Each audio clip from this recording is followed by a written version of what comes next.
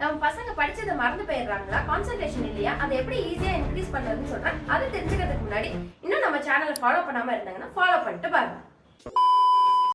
Memory பவரையும் கான்சென்ட்ரேஷனையும் increase பண்ணணும்னா அதுக்கு நம்ம பிரெயினுக்கு தேவை omega-3 தாங்க.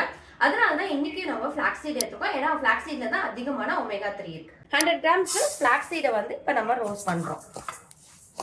ஆறுனதும் இதை மிக்ஸி ஜாருக்கு வந்து ட்ரான்ஸ்ஃபர் பண்ணிடுவோம். அதோட 10 வால்நட்டு, 10 வந்து டேட்ஸு, 15 பாதாம், அப்புறம் ஒரு 20 கிரேப்ஸ். ஸோ இதை இப்போ நம்ம கிரைண்ட் பண்ணிடலாம். கிரைண்ட் பண்ணியாச்சு. இதை அப்படியே ஒரு உருண்டையாக பிடிச்சி தரலாம் நம்ம. அப்படி இல்லைன்னா இந்த மாதிரி மோல்ட்ஸில் போட்டும் நம்ம அழகான ஷேப்ஸ் பண்ணி கொடுக்கும்போது அவங்க இன்னும் இன்ட்ரெஸ்டிங்காக சாப்பிடுவாங்க. அதுக்கு மேலே நம்ம முந்திரியை கார்னிஷ் பண்ணிக்கலாம். omega-3யும் அயனும் அதிகமாக உள்ள ஸ்வீட் பேடாவை ரொம்ப ஈஸியாக வந்து ரெடி பண்ணிட்டோம். இது டெய்லியுமே வந்து பார்த்தீங்கன்னா 1 or 2 பீஸஸ் சாப்பிடும்போது அவங்களோட கான்சன்ட்ரேஷன், மெமரி பவர் கண்டிப்பாக வந்து இன்க்ரீஸ் பண்ணும். அது அவங்களுக்கு மட்டும் இல்லைங்க, கண்டிப்பாக நமக்குமே தேவைப்படுது.